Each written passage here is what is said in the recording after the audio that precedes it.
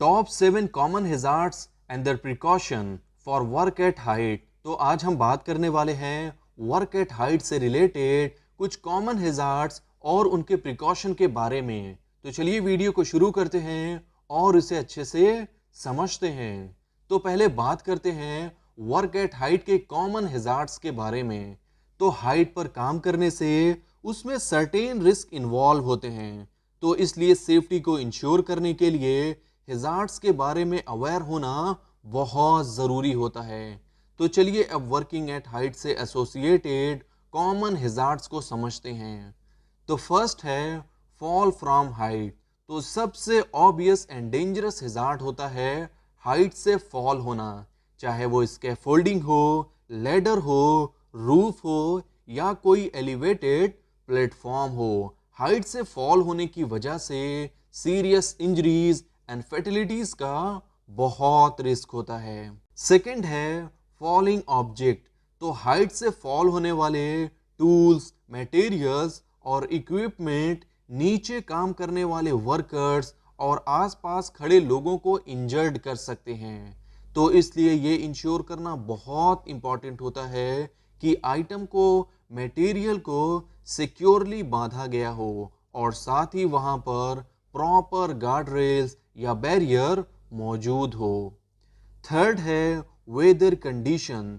तो खराब वेदर जैसे तेज हवा चलना, ज्यादा बारिश होना, स्नो गिरना या फिर बर्फ जम जाने की वजह से सरफेस का स्लिपरी होना, जिससे फॉल होने का लाइक्लीहुड इंक्रीज हो जाता है। तो ऐसे में वेदर कंडीशन को मॉनिटर करना चाहिए और हैजार्डस कंडीशन में काम करने को पोस्टपोन कर देना चाहिए। फोर्थ है अनसेफ लैडर एंड स्कैफोल्डिंग। तो इम्प्रॉपरली मेंटेन्ड या फॉल्टी लैडर, स्कैफोल्ड और प्लेटफॉर्म कोलैप्स हो सकता है या फिर अनस्टेबल हो सकता है, जिससे फॉल होने के चांसेस बढ़ जाते हैं।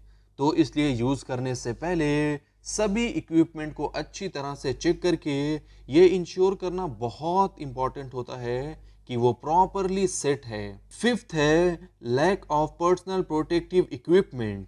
तो वर्कर्स को चाहिए कि हाइट पर काम करते समय हमेशा एप्रोप्रिएट पीपीईज का यूज करें, जैसे helmet, harness, fall arrest system and non slippery footwear, क्योंकि प्रॉपर इक्विपमेंट की कमी की वजह से इंजरी होने के चांसेस इंक्रीज हो जाते हैं। 6 है इनएडिक्वेट ट्रेनिंग। तो हाइट पर काम करने के लिए ट्रेंड ना होने वाले वर्कर्स के अनसेफ डिसीजन और इक्विपमेंट को मिस हैंडल करने की वजह से एक्सीडेंट होने के बहुत चांसेस होते हैं। तो इसलिए सेफ्टी प्रोसीजर की फॉलोइंग को इंश्योर करने के लिए प्रॉपर ट्रेनिंग बहुत इसेंशियल होती है। 7th है इनएडिक्वेट फॉल प्रोटेक्शन सिस्टम। तो अगर fall arrest system, guard rails और अदर फॉल प्रिवेंशन मेजर्स को प्रॉपरली इंस्टॉल या मेंटेन नहीं किया गया है, तो ऐसे में वर्कर्स को ज्यादा रिस्क को फेस करना पड़ेगा और ये खासकर रूफ, एजेस और ओपन फ्लोर के पास काम करते वक्त ज्यादा क्रिटिकल होता है। तो चलिए अब बात करते हैं वर्क एट हाइट के प्रिकॉशंस के बारे में। तो फर्स्ट है use proper fall protection system.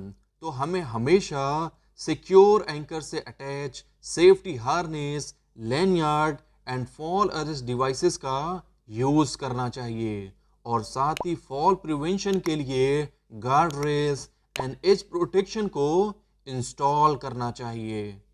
Second है ensure safe and stable work platform.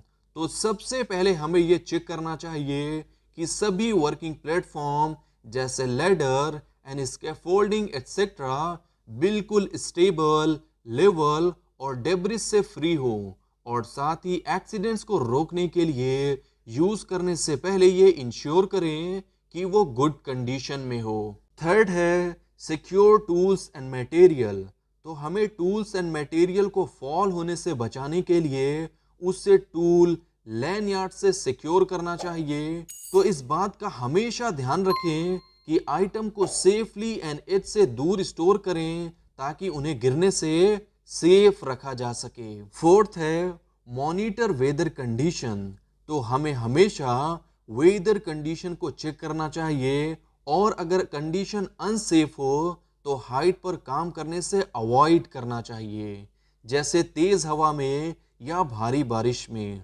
और अगर नेसेसरी हो तो काम को पोस्टपोन कर देना चाहिए या फिर एप्रोप्रिएट वेदर रेजिस्टेंट पीपीई को भी यूज किया जा सकता है। फिफ्थ है use the right personal protective equipment.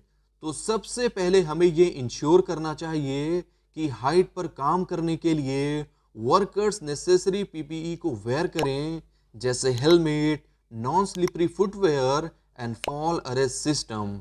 इसके अलावा इन सभी पीपीईज को रेगुलरली इंस्पेक्ट एंड मेंटेन करना चाहिए। 6 है provide proper training.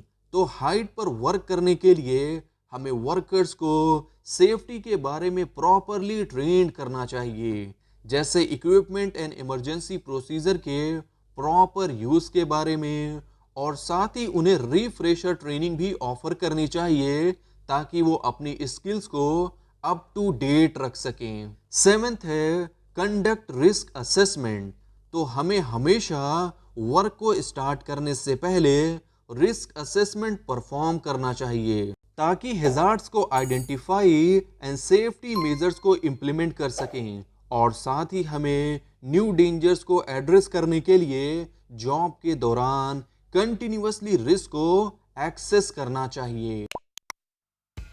I hope आपके लिए ये वीडियो यूजफुल होगी, और अगर आपको ये वीडियो पसंद आई है तो वीडियो को लाइक कर दें और चैनल को सब्सक्राइब कर दें। वीडियो को अपनी फ्रेंड्स एंड फैमिली के साथ ज़्यादा से ज़्यादा शेयर करें और कमेंट करके बताएं नेक्स्ट वीडियो आप कौन से टॉपिक पर